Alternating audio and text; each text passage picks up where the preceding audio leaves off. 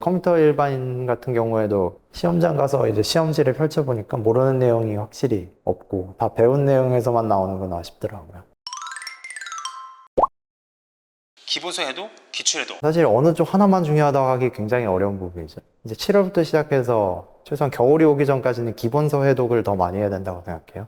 따로 어떻게 할 필요 없이 그냥 학원에서 제시해준 대로만 보통 따라갔었거든요. 강의를 듣고 기본서 회독을 한두 번 정도 하면서 교수님이 강조하셨던 부분들이 몇 군데 있어요. 그것들 위주로 외워주는 게 좋다고 생각해요. 비율로 봤을 때는 어느 쪽이 좀 더 중요하다고 생각하세요? 최종적으로 가면 결국 기출 쪽이 더 높아지기는 해요. 기본서를 완벽하게 했을 때 말이고요. 기출 쪽은 교수님들이 국가직 전에도 충분히 챙겨주시거든요. 기본기가 좀 탄탄해야 이제 기출도 괜찮게 풀 수 있다, 그 말씀이신 거죠? 예, 맞아요. 이제 기본이 돼야지 응용 문제가 나와도 최소한 생각해서 풀 수가 있거든요. 몇 회독을 해야 될까요? 처음에는 너무 완벽하게 한다고 생각하지 말고 그냥 한 번 보면서 복습 한 번 하는 식으로 9월부터는 다시 1회독을 진행하면서 이제 최소 3회독은 해야 된다고 생각해요. 그 다음에는 이제 기출을 진도에 맞춰서 쭉 진행하는 거죠. 기출을 하면서 기존 기본서 내용을 계속 찾아보게 되는데 오히려 이 과정에서 공부가 꽤 되거든요.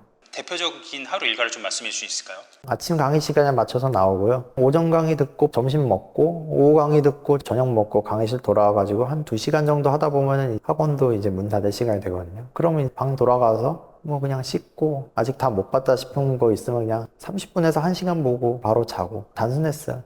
물론 강의가 없는 때는 더 쉬기도 하고 그런 것도 있었지만 그냥 강의 보고 그냥 책 보고 그냥 그렇게 단순하게 준비를 했어요. 강호표 공부 방법이 어떻게 되나요? 일단 이 학원에서 가장 큰 도움을 받은 게 한국사거든요. 처음 공부할 때는 왕들 순서도 못 외우고 아무것도 안 돼 있는 상태였어요. 그리고 실강생들 한정이긴 한데 스터디 같은 걸 따로 교수님이 날을 잡아가지고 별도로 해주시더라고요. 이게 특히 성적을 빠른 시간 안에 확 끌어올리는데 큰 도움이 되었어요.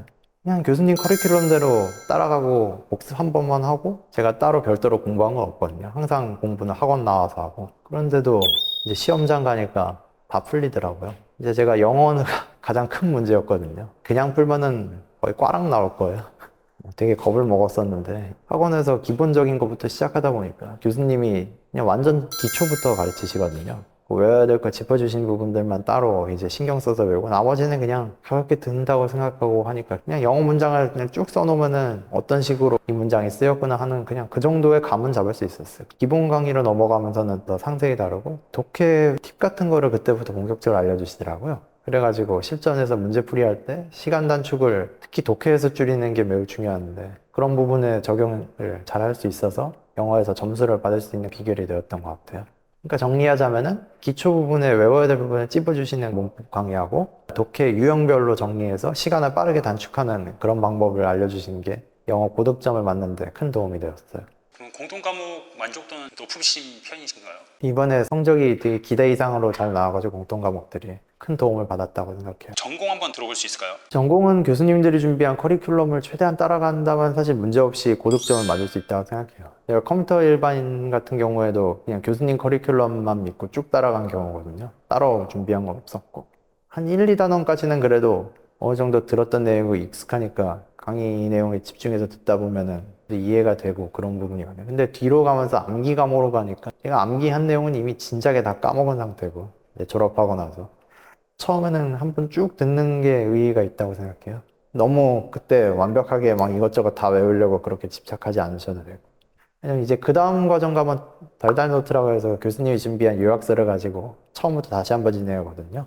이제 그때부터가 진짜 이제 본격적으로 복습을 할 수 있는 기회라고 생각해요. 그리고 마지막 과정에 가면 또 적중 천재라고 이제 핵심 문제들만 뽑아놓은 게 있는데 복습을 하는 식으로 처음부터 쭉 진행하는 게 마지막 마무리에 큰 도움이 되었고요. 교수님이 문제를 풀기 전에 해당 파트에 대한 이론 설명을 간략하게 다시 한번 해주시거든요. 그 과정을 진행하면서도 어느 정도 이론 해독이 되는 효과를 볼 수 있죠. 그러니까 시험장 가서 이제 시험지를 펼쳐보니까 모르는 내용이 확실히 없고 다 배운 내용에서만 나오는구나 싶더라고요. 이제 정보보론은 확실히 쉽진 않았지만 그래도 어느 정도 합격할 만한 충분한 성적은 거둘 수 있었어요. 첫 파트인 암호학부터 일단 어느 정도 난관을 겪을 수가 있어요. 이 부분이 이제 뒤에 진행하는 파트의 기본이 되는 내용이자 큰 파트 중에 하나거든요. 그 부분을 진행하면서 이제 쭉 이제 강의를 들으면서 진행하다 보면 이제 들을 때는 계속 이해가 되거든요. 근데 어느 정도 진행하다가 이제 뒷부분에서 앞에 설명한 내용을 바탕으로 설명할 때 이제 그 부분이 뭔지 생각이 안 나는 거예요. 그 부분들 내가 이런 걸 배웠었나 하고. 근데 처음 이론을 할 때는 그렇다고 앞에 모르는 내용을 다시 강의를 돌려봐서 보는 거는 좋지 않다 하세요. 그러면은 굉장히 수험 기간이 늘어지거든요. 그래서 처음에는 그냥 이론 파트를 보면서 그냥 최대한 진도를 빠르게 떼는 위주로 진행하는 게 좋다고 생각해요. 그 다음에는 이제 문제풀이와 함께 요약서를 제공하시면서 강의가 진행되거든요. 실강에서는 기출풀이 진행하시고 따로 요약서를 인강으로 제공하세요. 요약서 강의를. 이제 그 부분을 개인적으로 따로 공부하면서 그쪽을 통해 복습을 본격적으로 진행하는 게 좋다고 생각해요. 그전에는 사실 복습도 빨리 이제 진도를 떼었다는 과정에 복습도 따로 하지 않는 게 오히려 더 바람직한 것 같아요.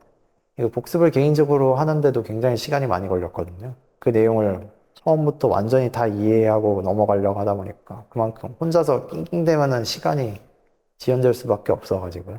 그래서 기출풀이를 이제 교수님이 하시는데 이제 처음 풀어보면은 그냥 이론 한번 보고 문제를 풀려고 하면 이게 배운 내용인가 싶을 정도일 거예요. 그래도 뭐 이제 요약서 강의를 따로 제공하시니까 그 부분을 통해서 부족한 부분만 빠르게 보고 풀이에 적용할 수 있는지를 이제 계속 풀면서 이론 점검을 하고 부족한 부분을 보고 이렇게 요약서를 최대한 이용하는 게 이제 준비 기간을 줄일 수 있는 단서라고 생각해요. 그리고 기출풀이는 이제 시험 문제를 준비함에 있어서 굉장히 중요하고요. 이제 미처 이론서에 나오지 못한 그런 내용들이 기출에서 나오거든요. 교수님이 그 부분을 강의를 보시면 되게 강조를 하세요.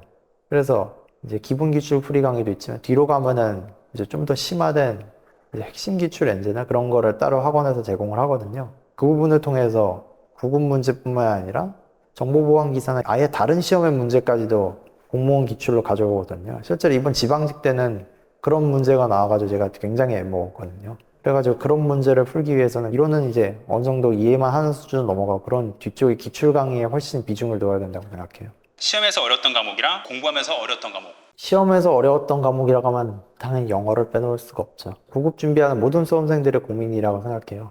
처음에 이제 공부하면서는 어느 정도 쉽게 간다고 생각했는데 막상 시험 문제를 펼쳐보면 가장 난해한 게 일단 영어라고 생각하거든요. 그리고 정보보호론도 상대적으로 공부하는 데는 상당히 쉽지가 않았어요. 정보보호론 이론서가 가장 두꺼워요. 그걸 처음부터 다 보는 게 진짜 쉽지 않거든요. 그래서 처음엔 되게 얇게 하시고 그 다음에 이제 양을 두껍게 하는 식으로 커리큘럼을 새로 짜셨더라고요. 그래가지고 올해부터 준비하시는 분들은 아무래도 상대적으로 좀 더 쉽게 준비할 수 있지 않을까 생각이 들어요.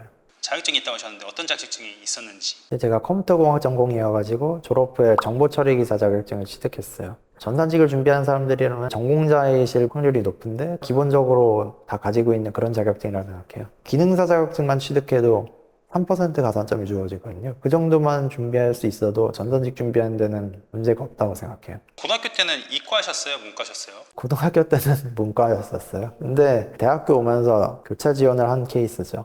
컴퓨터공학과는 이과 학렬이니까요. 공부하면서 힘든 적은 없으셨어요? 처음에 3-4달까지는 괜찮거든요. 근데 이제 겨울이 다가오고 그러면은 날도 추워져서 나가기도 힘들어지고 특히 그때 돼선 제가 몸이 아팠던 적도 있었거든요. 그럴 때는 책을 거의 들여다보지 못하고 그냥 누워서 끙끙댔던 적도 있었거든요. 그럴 때는 내년까지 이걸 다 보고 준비할 수 있을까 하는 그런 걱정이랑 두려움도 앞섰는데 상대적으로 겨울이 되면은 공부가 좀 힘들어지더라고요.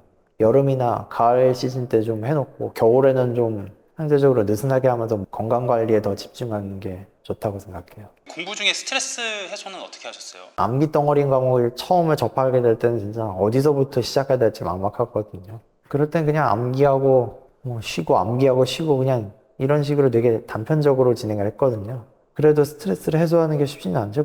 전 노량진에 직접 와서 진행했는데 먹을 때도 많고 그래가지고 가끔씩 나가서 기분 전환으로 막 하나씩 먹고 들어오고 아니면은 방에 앉아서 좀 쉬는 식으로 편하게 있는 식으로 스트레스 해소를 했거든요. 어디 따로 놀러 가지는 않았고.